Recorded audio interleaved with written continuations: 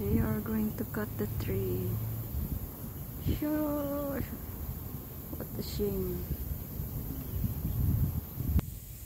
Yeah.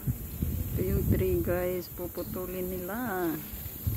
Nandiyan naman kasi yung bahay ko. Yun. Sa gilid yung maliit na yan. Yun yung bahay ko. Ayan. Yun yung garage. Nagbabay si Manong. Yun yung bahay ko kasi. Siguro takot. Yan. Yung maliit na kubo yan. Yan yung bahay ko. And now, try nilang ito. Ayan guys. Bye bye tree. Bye bye.